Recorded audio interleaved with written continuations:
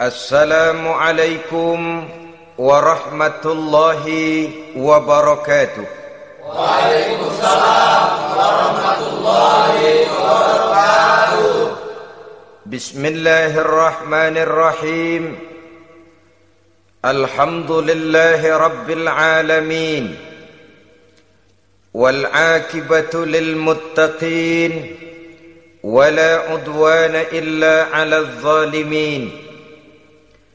والصلاة والسلام على أشرف الأنبياء والمرسلين سيدنا ومولانا محمد وعلى آله وأصحابه المجاهدين الطاهرين أما بعد.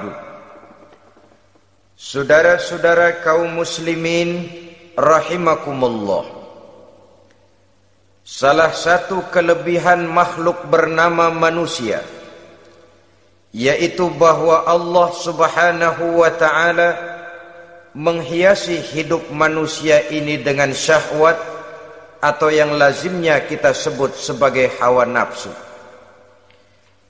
Inilah tenaga yang merupakan daya dorong yang melahirkan dinamika dalam kehidupan manusia, yang menyebabkan terus-menerus terjadinya perkembangan dalam sejarah peradaban dan kehidupan manusia. Hawa nafsu bisa melambungkan seseorang kepada puncak kejayaan, dan hawa nafsu dapat menenggelamkan seseorang ke dasar jurang kehancuran yang paling dalam. Pada surah Ali Imran ayat 14, Allah subhanahu wa ta'ala berfirman, A'udzu billahi minasyaitonir rajim. Zuyyina lin-nasi hubbus syahawati minan nisa'i wal banin wal qanatiril muqantarati minadh dhahabi wal fiddah wal khaylil musawwamati wal an'ami wal harth. Dzalika mata'ul hayatid dunya. Wallahu indahu husnul ma'ab. Mari kita perhatikan ayat ini lebih dekat lagi. Allah subhanahu wa ta'ala menjelaskan, Zuyyina linnasi hubbus syahawat. Makhluk manusia itu dihiasi dengan hawa nafsu. Dengan kata lain, hawa nafsu adalah perhiasan. Manusia tanpa hawa nafsu sama saja dengan orang yang tidak berhias, monoton, tidak mempunyai perkembangan dalam gerak kehidupannya. Tetapi kalau hawa nafsu adalah perhiasan, maka jika kita berbicara soal perhiasan, ada dua hal yang harus menjadi catatan pokok. Pertama, kapan satu perhiasan boleh kita pakai? Yang kedua, di mana perhiasan itu harus kita pakai? Kalau saudara berdandan rapi, pakai sepatu dengan kaos kaki, celana, jas, pakai dasi segala macam, tapi itu saudara lakukan pada saat saudara akan pergi ke WC, maka saudara sudah memakai perhiasan tidak pada waktu yang tepat.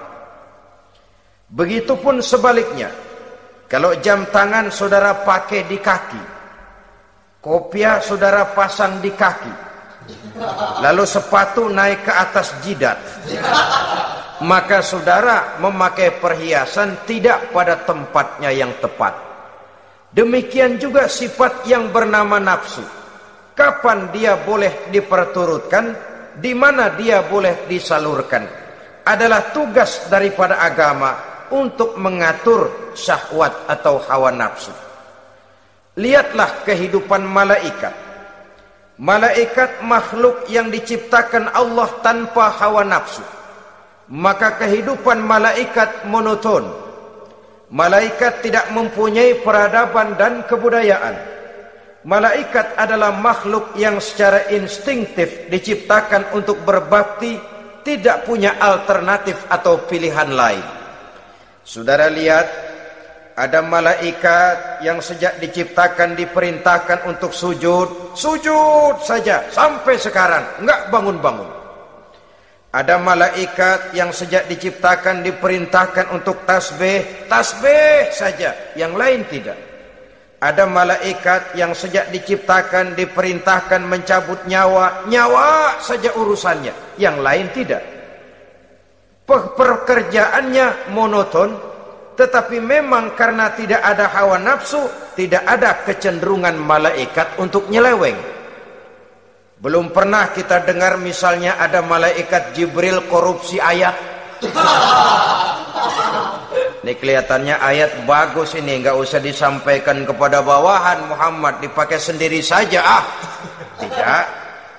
Kita belum pernah dengar malaikat maut keliru mencabut nyawa orang yang belum waktunya modar.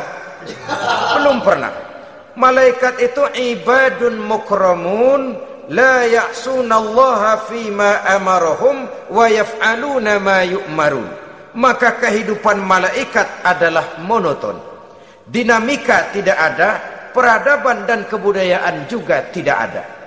Andai kata bumi dan seluruh isinya diserahkan kepada malaikat untuk mengisinya, barangkali saudara tidak akan pernah kenal jembatan Semanggi, saudara tidak akan pernah kenal Monas, gedung-gedung bertingkat, gedung-gedung pencakar langit. Semua yang menggerakkan itu adalah karena manusia mempunyai hawa nafsu. Nah, kemudian pada kalimat berikutnya Allah memberikan rincian. Apa nafsu kepada apa yang paling menonjol dalam kehidupan manusia itu? Pertama, minan nisa, hawa nafsu kepada perempuan. Ini tentu yang ditujukan laki-laki. Dimanapun saja makhluk bernama laki-laki, kalau dia normal, tidak impoten, mesti suka kepada perempuan. Itu wajar, bin pantas alias normal. Tetapi tadi saya katakan di awal, nafsu kepada perempuan adalah perhiasan. Kapan makainya, di mana makainya, itulah tugas agama memberikan tuntunan dan aturan. Saudara-saudara kaum muslimin rahimakumullah, nafsu kepada wanita dapat mengantarkan seseorang kepada puncak kejayaan, tapi nafsu kepada wanita bisa menenggelamkan seseorang ke jurang kehancuran. Bergantung kepada latar belakang apa yang mendorong timbulnya syahwat tadi.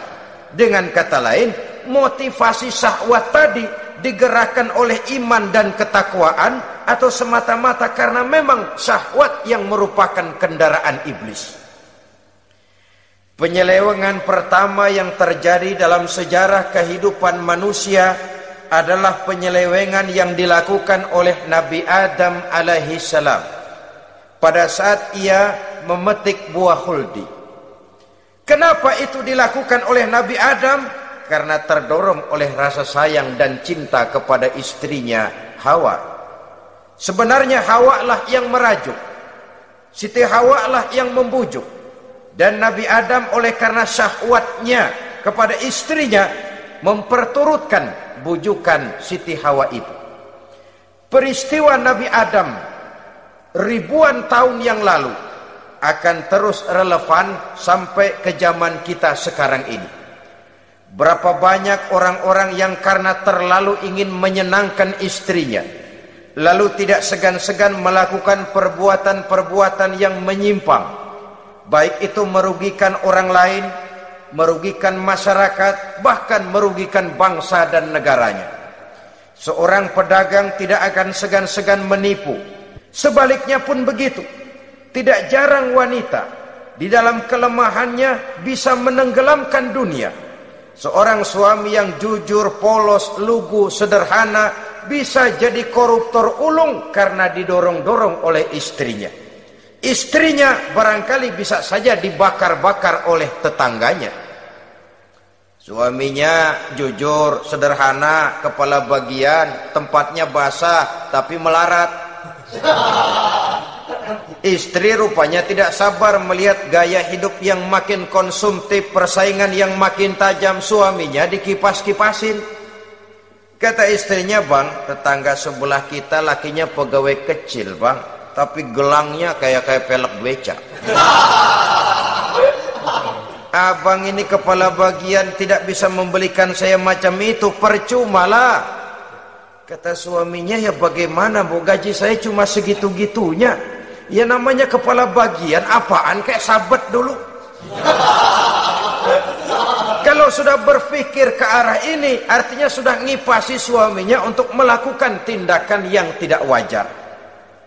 Saudara-saudara kaum muslimin rahimakumullah, sejak zaman klasik sampai kepada zaman kita sekarang ini, kita melihat kecenderungan syahwat kepada wanita ini.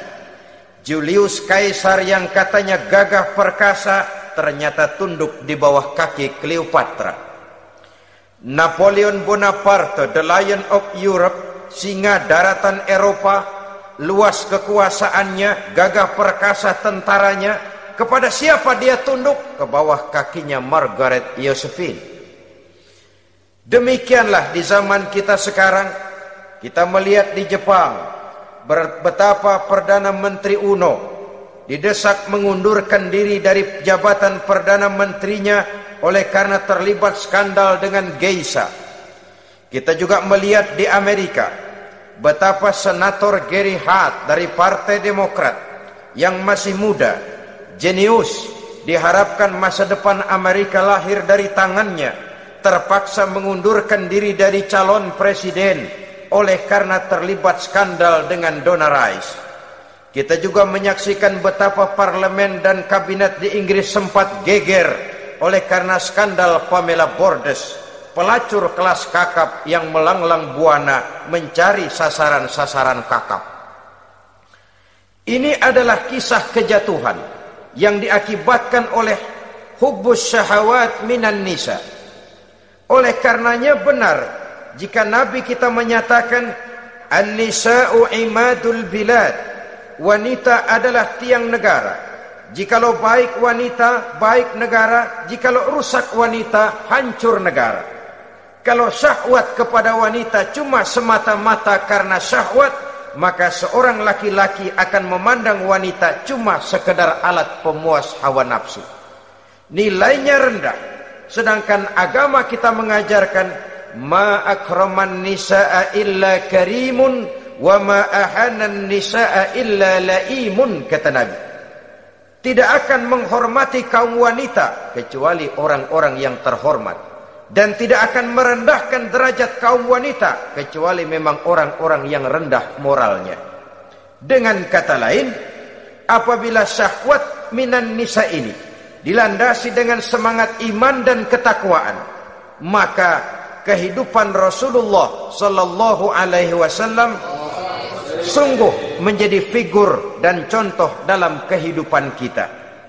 Perkawinannya bukan karena wajah yang cantik semata-mata, tapi lebih merupakan nilai ibadah kepada Allah Subhanahu wa ta'ala. Dengan demikian, kecenderungan kepada hubbus syahawat minan nisa dikontrol oleh nilai iman. Barometernya, tolok ukurnya adalah iman. Di zaman sekarang banyak kasus kawin campur yang pada akhirnya akan membingungkan kita sendiri. Padahal Al-Quran secara jelas dan tegas memberikan bimbingan. Orang itu kalau sudah, kata Imam Syafi'i, wa ainur ridha an kulli aibin kalilatun kama anna aina suhti tubdil masawiya. Mata kalau dibalut cinta dia buta terhadap nista, tapi mata kalau dibalut benci hanya melihat yang keji-keji saja. Biasanya cinta kepada wanita memang bisa menimbulkan dorongan yang positif, tapi juga bisa membuat seseorang buta sama sekali. Dorongan yang positif paling kurang dari segi penampilan. Coba lihat lelaki kalau lagi demen perempuan, lenjeh banget kan. Sisiran rambutnya rapi, teriskaan bajunya lancip, sepatunya mengkilat, kantong celananya tebel, perkara anduk isinya bukan soal. yang penting kan gaya. Lalu dinamis, kreativitasnya ada saja timbul.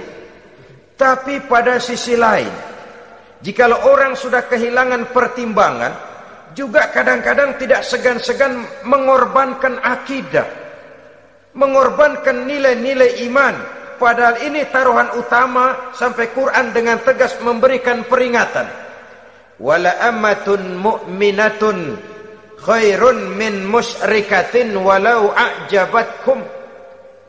Perempuan budak yang hitam legam, kalau beriman itu lebih baik untuk dinikahi daripada wanita cantik berkulit kuning langsat tapi musyrik. Lebih baik budak yang hitam legam beriman daripada wanita cantik berkulit kuning langsat berhati bangsat. Tapi kita kadang kehilangan pertimbangan. Karena agama, karena cinta agama digadaikan. Karena cinta akidah terjual. Karena cinta keyakinan jadi korban. Ini semua penyakit yang datang dari hubbus syahawat minan nisa. Kecenderungan mengumbar nafsu kepada perempuan. Ini memang perhiasan, tapi bisa juga jadi bumerang dalam kehidupan manusia. Berapa banyak penyelewengan terjadi karena pengaruh wanita yang tidak bisa jadi bisa. Ini pengaruh di dalam kehidupan memang sedemikian besarnya. Sehingga saudara-saudara kaum muslimin, inilah yang perlu dikendalikan dalam kehidupan, kapan dan di mana. Kalau nafsu adalah perhiasan, kapan dan di mana perhiasan itu harus kita pakai, di mana dia harus kita tempatkan. Begitu juga yang menyangkut soal perempuan. Kapan? Ya kapan tentu kalau sudah nikah.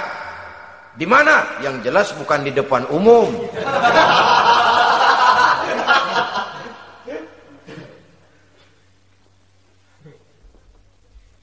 Ini nafsu yang pertama, minan nisa.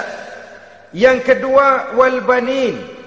Dihiasi juga manusia dengan kecintaan kepada banin. Makna banin di sini al-aulad, anak-anak laki. Kenapa disebut banin, anak-anak laki? Karena pertama, sering anak laki itu lebih jadi kebanggaan buat orang tuanya ketimbang anak perempuan. Sebabnya apa? Pertama, faktor nasab. Silsilah lebih kuat kepada laki-laki ketimbang perempuan. Yang kedua, faktor cita-cita. Orang tua kalau punya anak laki-laki, cita-citanya panjang. Nak, kau nanti jadi dokter ya. Nak, jadi insinyur ya. Nak, jadi pilot ya. Nak, jadi pengusaha ya. Nak, jadi presiden ya. Tapi kalau dia punya anak perempuan, paling, ya nak, mudah-mudahan nanti kamu dapat jodoh orang baik nak. Dapat jodoh orang soleh. Saudara-saudara, yang ketiga, anak perempuan itu kalau sudah berkeluarga biasanya pindah kepada lingkungan keluarga lain. Sehingga orang berkata, punya anak perempuan banyak sebenarnya seperti agen. Artinya ada yang mau bawa, kan begitu. Ada yang minta, ambil. Ada yang berminat, buntel. Paling dia nengokin orang tuanya ya lebaran. Ya syukur kalau sebulan sekali atau seminggu sekali. Tapi minimnya kan lebaran. Dengan demikian dari garis nasab ini lebih kuat al-banin ketimbang al-banat. Manusia dihiasi dengan kecintaan kepada anak-anak. Sering karena terlalu cinta kepada anak, kita menjerumuskan anak. Terlalu sayang kepada anak, segala maunya kita perturutkan tanpa kendali dan kendala. Akhirnya sifat yang demikian itu malah mendorong anak untuk manja, tidak percaya kepada kemampuan yang dimilikinya, selalu mengandalkan kepada kebesaran, kemampuan daripada orang-orang yang dibanggakannya itu. Dan dalam kondisi demikian, kedewasaan dan tanggung jawabnya akan lambat berkembang. Maka Allah Subhanahu wa ta'ala memperingatkan bahwa harta dan anak bisa menjadi fitnah. Dalam ayat lain Allah juga memperingatkan, ya ayyuhalladzina amanu la tulhikum amwalukum wa auladukum an dzikrillah. Wahai orang-orang yang beriman, jangan sampai hartamu dan anak-anakmu memalingkan kamu daripada mengingat Allah. Jangan sampai kesibukanmu kepada anak dan harta benda menyebabkan kamu sampai lupa mengingat Allah Subhanahu wa ta'ala. Berapa banyak manusia yang tenggelam dengan melupakan Allah, jauh dari agama, jauh dari tuntunan syariat, oleh karena disibukkan oleh persoalan anak dan persoalan harta benda. Maka satu-satunya jalan, jikalau kita tidak ingin anak kita sampai memalingkan kita daripada mengingat Allah, nilai-nilai keimanan harus ditanamkan kepada mereka sedini mungkin.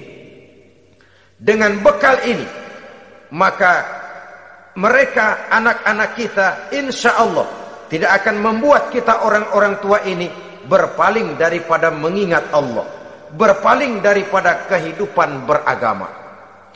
Memang karena anaklah kita orang tua peras keringat banting tulang, pergi pagi pulang sore cari nafkah. Karena anaklah kita orang tua, kepala jadi kaki, kaki jadi kepala.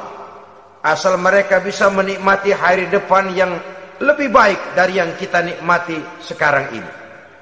Tapi berapa banyak juga orang-orang tua yang tidak sadar akan amanah berupa anak ini. Mereka lalai, mereka bersikap masa bodoh, padahal tidak akan ada yang tidak dipertanggungjawabkan di hadapan Allah Subhanahu wa ta'ala. Orang tua bisa mendapat pensiunan pahala kalau anaknya tumbuh menjadi anak yang soleh. Tetapi orang tua pun bisa saja masuk neraka karena anaknya menjadi anak yang kurang ajar dan orang tuanya sama sekali tidak pernah memberikan pendidikan yang sebagaimana mestinya. Saudara-saudara kaum muslimin rahimakumullah, kita tentu berharap memperoleh pensiunan pahala dan bukan mendapat tambahan dosa dari kekurang ajaran anak-anak kita akibat kita sebagai orang tuanya tidak pernah mau mendidik mereka.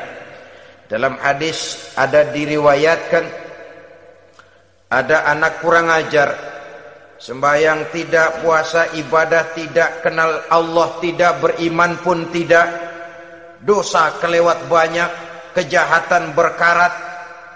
Di akhirat nanti disidang dia, ditanya, kamu kenal siapa Tuhanmu? Tidak. Kamu tahu siapa nabimu? Tidak. Kitab sucimu apa? Tidak tahu. Kiblatmu di mana? Tidak ada. Kamu sholat? Tidak pernah. Kamu puasa? Tidak pernah. Wah, kalau begitu kamu rusak sekali. Kamu neraka. Anak ini mengajukan protes. Saya menuntut keadilan. Benar saya tidak kenal siapa Tuhan saya. Saya tidak tahu apa kitab suci saya. Saya tidak pernah mendirikan sholat. Tidak pernah melaksanakan puasa. Pendeknya tidak ibadah dan tidak iman. Tapi semua itu terjadi.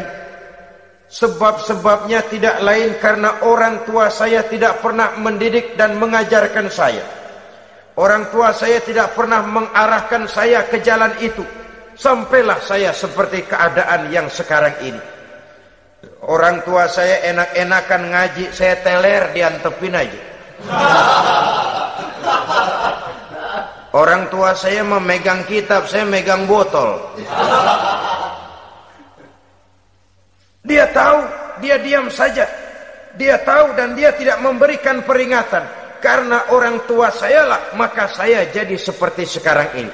Kalau saya harus masuk ke dalam neraka, saya menuntut keadilan agar orang tua saya juga ikut bersama saya gabung ke dalam neraka. Orang tuanya yang baik-baik dipanggil, Sudah mau berangkat ke sorga nih orang tua, dipanggil, "Ntar dulu mas, ini dulu." Mau kemana, gancang banget. Surga pak, nanti dulu urusan belum beres. Ini benar anakmu ini. Dilihat anaknya, iya anak saya ini. Waktu di dunia nggak pernah diajarin ngaji, nggak pernah. Sampai dia nggak kenal Tuhannya, nggak kenal nabinya, nggak kenal kiblatnya, nggak kenal kitabnya. Iya. Dia sembahyang, kamu dia nggak sholat, kamu diemin aja. Iya kali. Kenapa pakai kali? Yang benar ngomong. Ramadan dia nggak puasa, kamu nggak tegur, kamu diam saja. Iya. Wah, kamu nggak tanggung jawab. Kamu tahu anak itu adalah amanah. Menyia-nyiakan amanah adalah khianat. Khianat adalah dosa besar. Jadi bagaimana saya? Ya kamu gabung sama anakmu, join ke neraka berdua bareng. Lantaran kamu tidak mau mendidik mereka, anak-anakmu, maka jadilah anak-anakmu seperti sekarang ini. Saudara-saudara kaum muslimin rahimakumullah. Sebaliknya, jikalau anak-anak kita yang kita cintai ini, yang merupakan buah hati belahan jantung, tumbuh dan berkembang menjadi anak-anak yang soleh, yang bermanfaat bagi masyarakatnya, bagi agama, bangsa dan negaranya, kita orang tuanya bolehlah tentram menerima pensiunan pahala. Menerima pensiunan pahala dari kesolehan anak yang ditinggalkannya. Alangkah nikmatnya mendapat pensiunan pahala. Terbaring kita di bawah pohon kemboja, nilai kebaikan kita dikenal orang, nama kita akan tetap hidup. Oleh karena kita meninggalkan anak-anak yang tumbuh menjadi generasi yang soleh, bukan anak yang salah. Oleh karenanya, kecintaan kepada anak jangan sampai membuat kita lalai dari mengarahkan mereka kepada kehidupan beragama. Di zaman sekarang ini, kecenderungan kita mengarahkan anak pun sudah kepada kecenderungan yang berbau materialistis.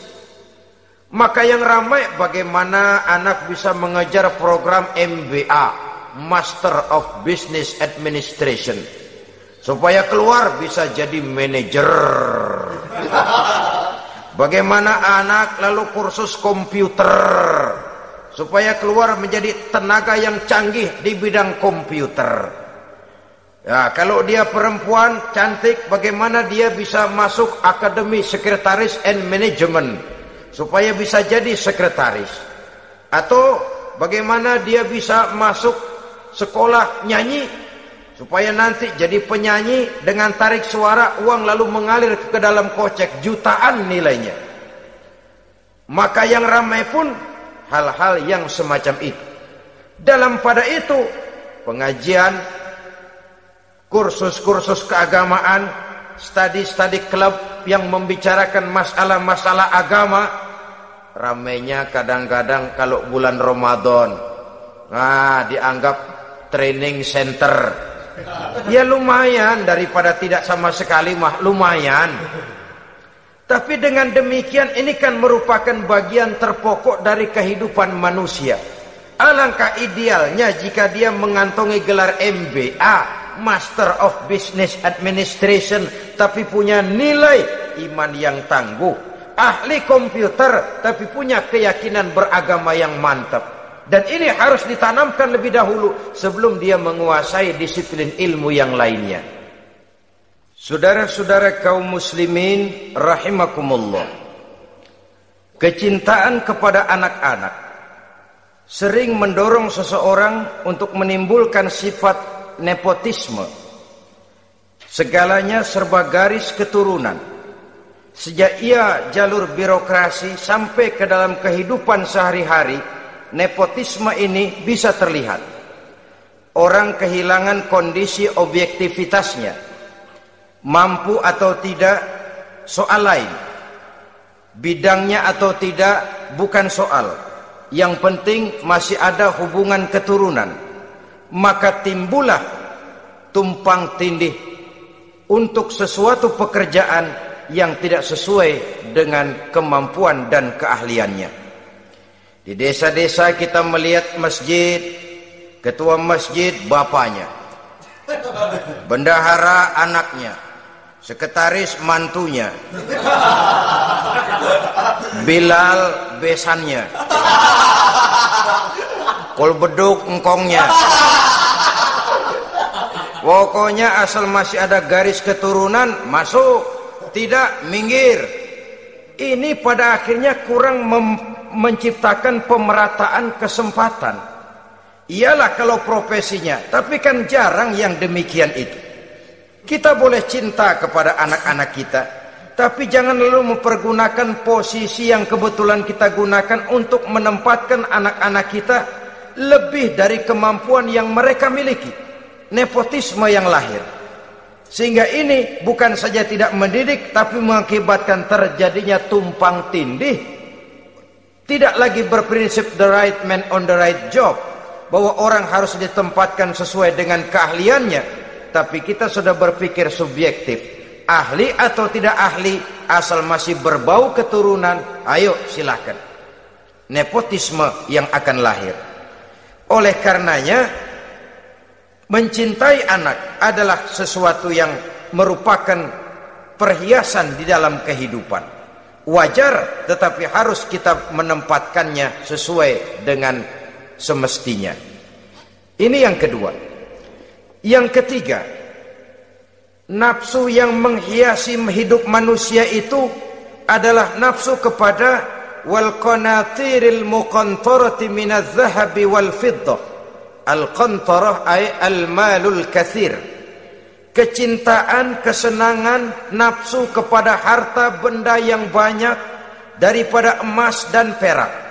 Ini tentu sesuai dengan situasi dan kondisi.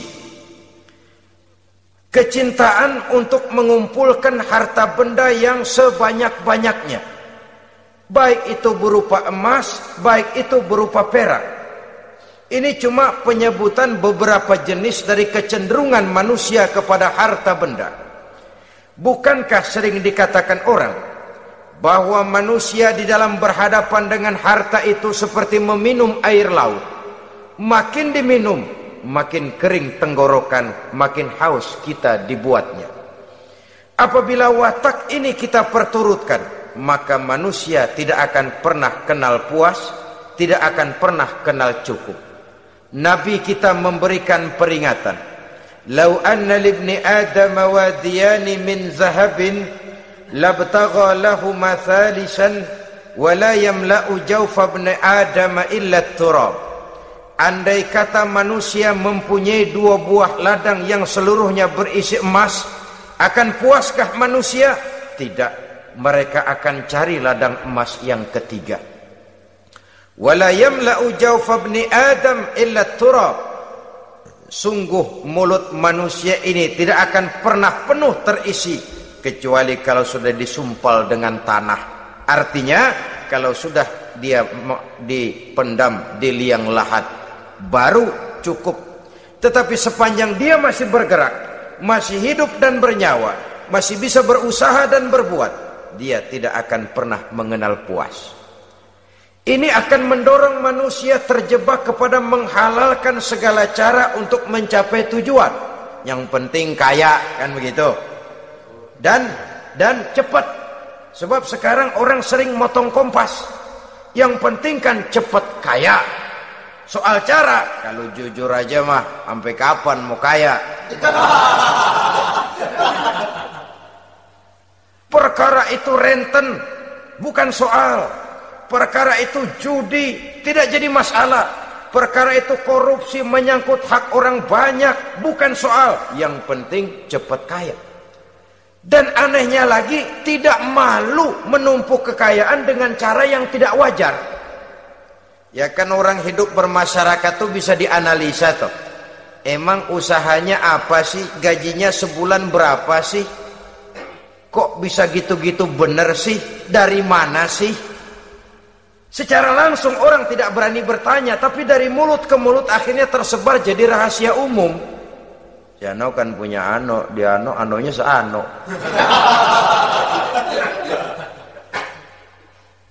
Ini bisa jadi bahan pertanyaan dalam kehidupan, akhirnya jadi gunjingan.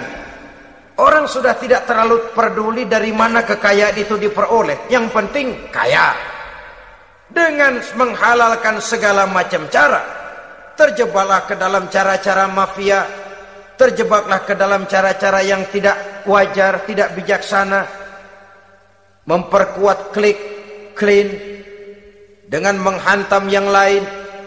Saudara-saudara kaum muslimin rahimakumullah, bahwa manusia punya nafsu ingin kaya itu boleh. Agama memberikan tuntunan, memberikan aturan. Tidak hanya sekedar asal kaya, tidak hanya sekedar asal banyak harta. Malahan hadis menyatakan, kalau saudara diberikan umur panjang, pertanyaan akhirat cuma satu kok.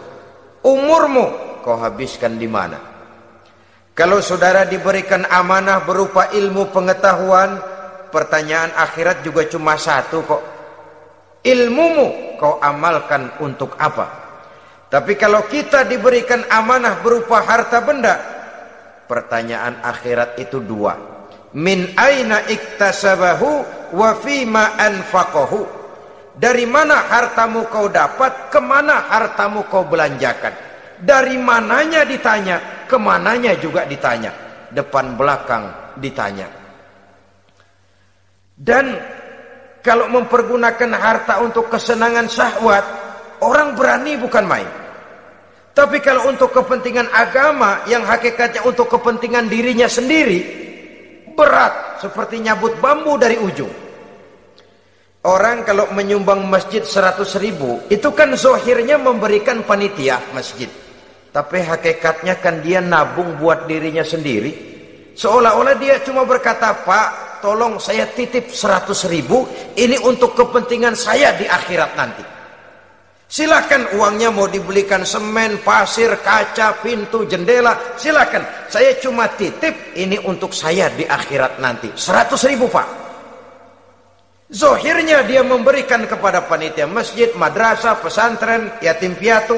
Hakikatnya dia nabung buat dirinya sendiri di akhirat. Malah tabungan ini bukan SDSB namanya, SDBS. Sumbangan dana berhadiah surga, itu SDBS namanya. Sekarang orang mengejar SDSB, lalu berat mengejar SDBS, sumbangan dana yang berhadiah surga langsung dari Allah Subhanahu wa ta'ala. Coba kalau dia main golf, sewa lapangan golf itu 400-500 ribu sebulan, paling 4-5 kali main. Beli stick golfnya saja sampai jutaan. Datang panitia pembangunan masjid 100. Minta didoain masuk surga lagi. Surga 100.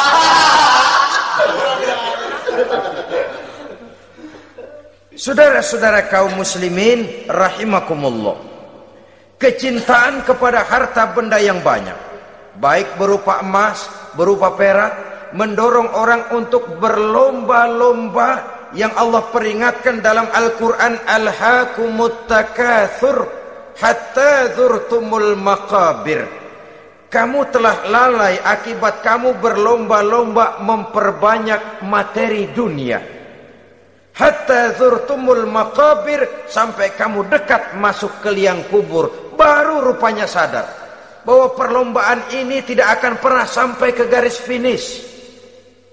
Betapapun jauhnya rally Paris-Dakar, garis finishnya ada. Betapapun hebatnya medan yang ditempuh, buasnya gurun pasir Afrika, garis finishnya pasti ada. Itu kan rally yang terbuas di dunia katanya, Paris-Dakar. Tapi garis finishnya ada. Namun jikalau kita berlomba memperbanyak harta, kita tidak akan pernah sampai ke garis finish. Yang kecil-kecilan aja dah. Kalau orang ditanya, kamu kenapa sih belum mau sembahyang? Ya bagaimana mau sembahyang Pak, tinggal di Jakarta masih kontrak. Saban habis tahun diubur-ubur yang punya rumah. Kalau punya rumah sendiri walaupun kecil-kecilan saya mau ibadah Pak. Ya, diberikan rezeki oleh Allah bisa bikin rumah walaupun kecil-kecilan. Belum juga mau sembahyang. Kok belum juga sembahyang? Iya Pak, rumah emang udah punya sendiri, cuman kecil Pak. Atasnya atap, kalau hujan aja bocor. Kalau bisa bikin rumah yang permanen Pak, tenang, saya ibadah, sembahyang saya rajin. Iyalah, diberikan rezeki bisa bikin rumah permanen, bagus rumahnya. Lain lagi, iya, rumah sudah permanen, tembok, ubin, cuman isinya belum ada Pak, perabotannya. Duh. Kalau punya peralatan rumah tangga yang memadai, tenang, saya ibadah. Diberikan juga rezeki bisa beli perabotan rumah tangga yang lumayan. Di atas tekelnya sudah pakai karpet, mebelnya spaghetti, tempat tidurnya alga spring bed dan low pillow, ada kulkas, ada TV, di sebelah TV ada kunci mobil. Kuncinya mobilnya mana?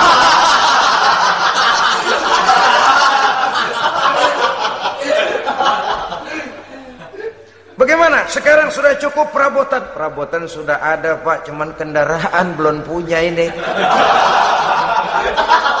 Kemana-mana masih ngukur jalanan aja.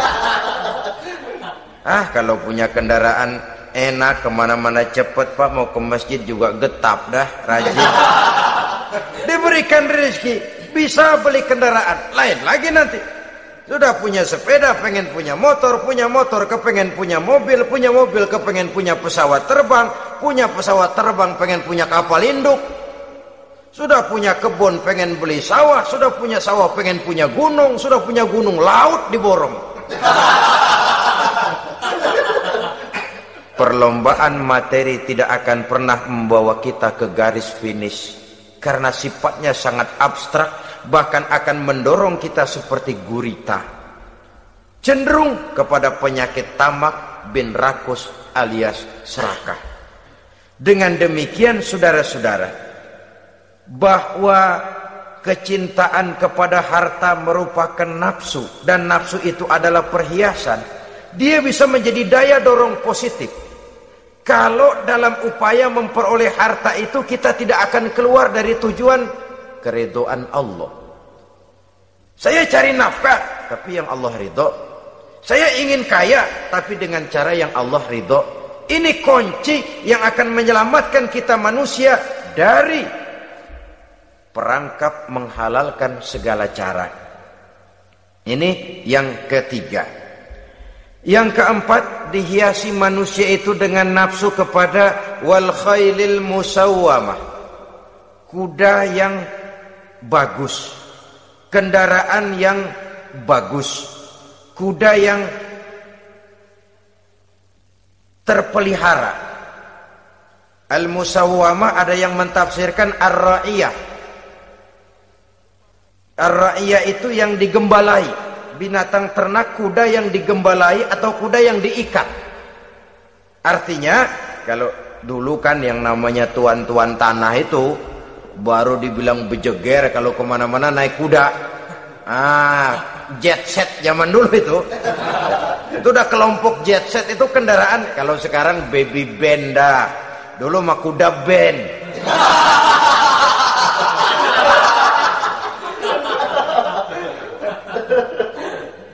Manusia punya kecenderungan suka kepada kendaraan. Apalagi di zaman sekarang ini, wah, iklan-iklan itu kan sangat menggoda kita.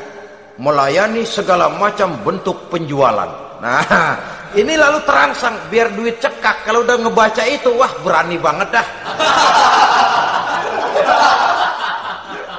Tahu duit nggak mungkin cukup, tapi begitu baca melayani segala macam bentuk penjualan dengan fasilitas ringan. Nah, jadi dah. Jadi juga punya mobil, jadi dah. Perkara utang itu bakal nyekek leher, bukan soal. kasihan saudara-saudara kita di daerah-daerah yang terjebak kepada iklan-iklan merangsang yang akhirnya di luar kemampuan, sehingga terjebak. Pada saat dia harus mengembalikan kredit, dia tidak mampu, barang disita, uang hangus, nyengir deh. Bekipas sembari tahlil.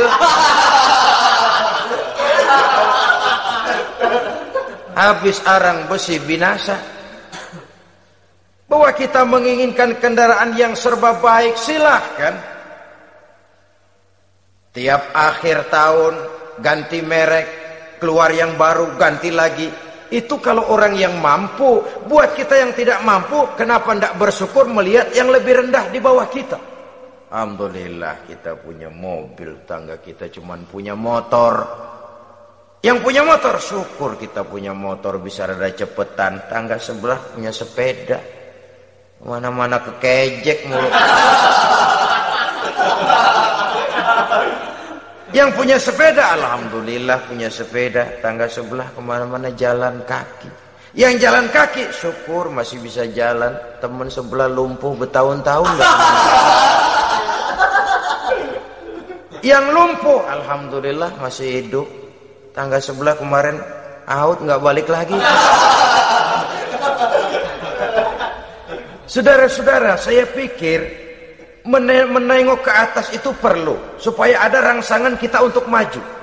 Tapi menengok ke bawah pun juga lebih perlu agar kita mensyukuri yang ada dan tidak suudzon, tidak buruk sangka kepada Allah. Apa yang diberikan Allah kepada kita sekarang ini, itulah yang terbaik menurut Allah untuk kita. Saudara-saudara kaum muslimin rahimakumullah. Dahulu ada seorang pemuda, matanya buta. Dia mengeluh, ya Allah, kenapa saya dilahirkan dalam keadaan buta? Apa dosa saya? Apa salah saya? Andai kata saya tidak buta, saya melihat keindahan alam ini, saya lebih akan bersyukur kepadamu ya Allah. Nah sudah, dia berburuk sangka kepada Allah. Satu hari, ini Raja Baduy di pedalaman mengerahkan tentaranya menculik anak-anak muda. Ini Raja Baduy ini kanibal, artinya suka makan daging manusia. Anak-anak muda ini diculik. Yang masih muda-muda ya, kalau kambing muda itu kan di sop rada sedap. Rupanya ini Raja kanibal ini begitu. Anak-anak muda termasuk ya pemuda yang buta tadi itu kena culik. Ya sudah diculik, rawatlah di istana raja ini, diberikan pakaian bagus, dikasih makan serba enak. Sebab apa? Supaya badannya gemuk. Setelah gemuk nanti dipotong di sop legit. Udah, kerjanya cuma makan tidur, fasilitas nikmat, tidur enak.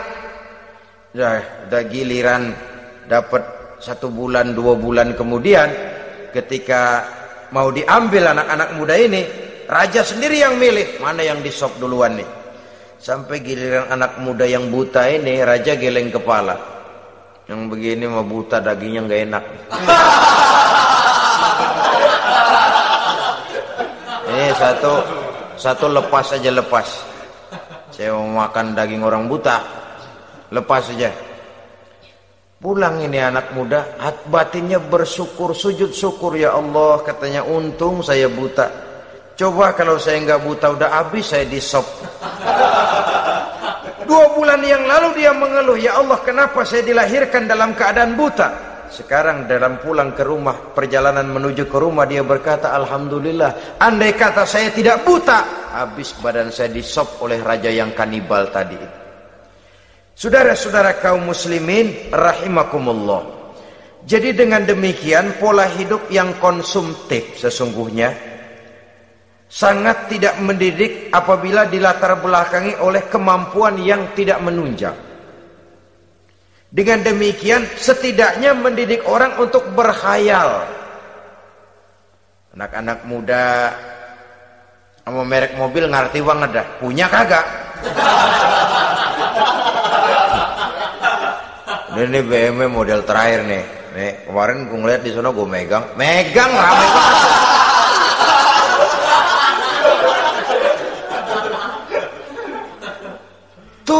amal ini kalau tidak diimbangi dengan saluran yang positif, dia akan terjebak kepada penyakit tulul amal, panjang angan-angan. Baiklah ya, wal khailil musawwamah.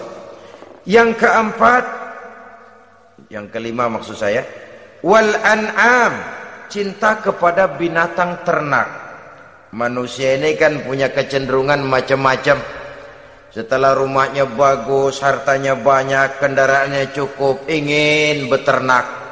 Jadilah peternak. Ini kecenderungan manusia, wajar saja sepanjang didapat dan dilakukan dengan cara-cara yang wajar. Wal hars, dan tumbuh-tumbuhan, bertani, bersawah, berladang, itu merupakan kecenderungan daripada manusia. Keseluruhan itu kata Allah, kecintaan kepada wanita, kepada anak, kepada harta benda, kepada kendaraan, kepada binatang ternak, kepada tumbuh-tumbuhan, zalika, semua itu mata'ul hayatid dunya, merupakan kesenangan hidup dunia. Berapa lama kesenangan hidup dunia? Sebentar, seumur manusia. Seumur manusia. Bahkan kadang-kadang pada saat dia masih hidup pun orang tidak sepenuhnya sempat menikmati kesenangan hidup dunia.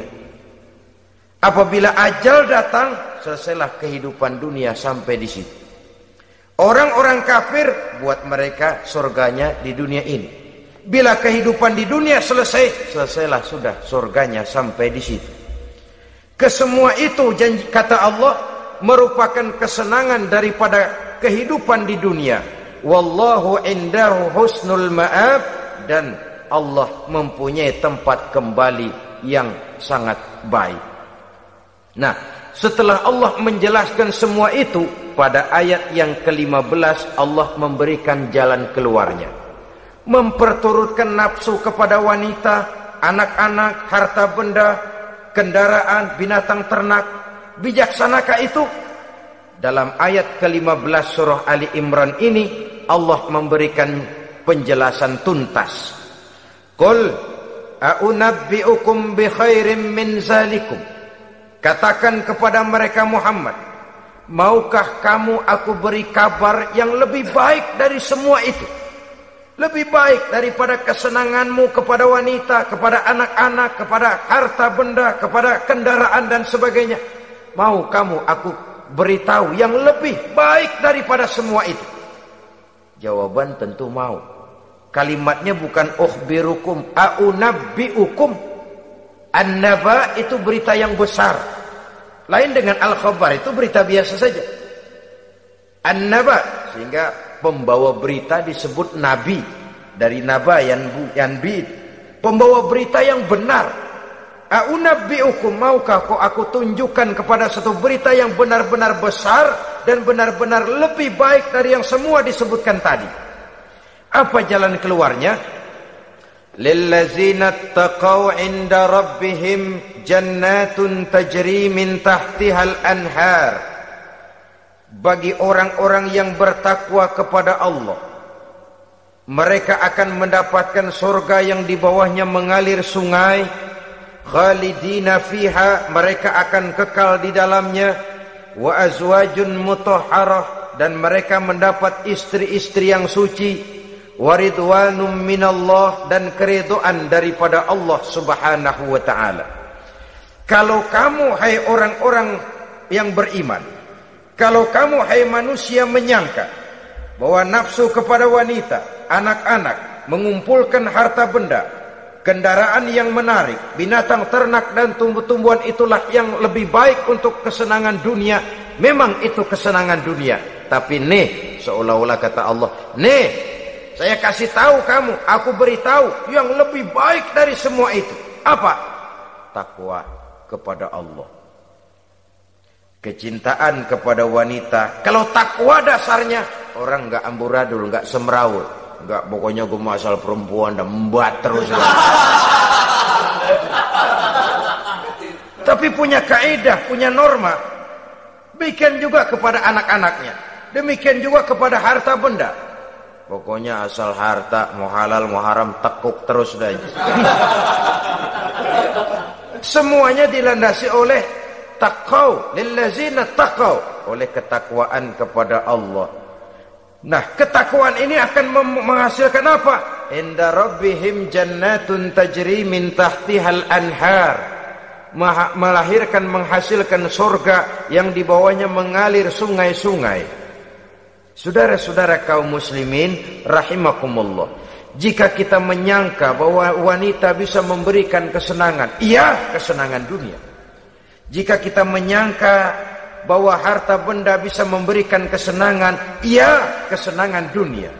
Jika kita menyangka bahwa kendaraan bisa memberikan kesenangan, iya, kesenangan dunia.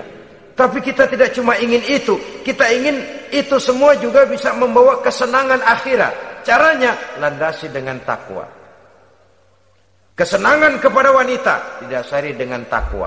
Maka jangan jadikan wanita cuma sekedar alat pemuas hawa nafsu. Kesenangan kepada anak-anak dilandasi dengan takwa. Maka anak-anak diarahkan kepada jalan yang diridhoi Allah. Kesenangan kepada kendaraan dilandasi dengan takwa, maka kendaraannya selalu mengarah berjalan menuju jalan takwa, diridhoi oleh Allah Subhanahu wa taala. Kalau tidak, tuh mobil asal lempengan Ancol gancang banget dah.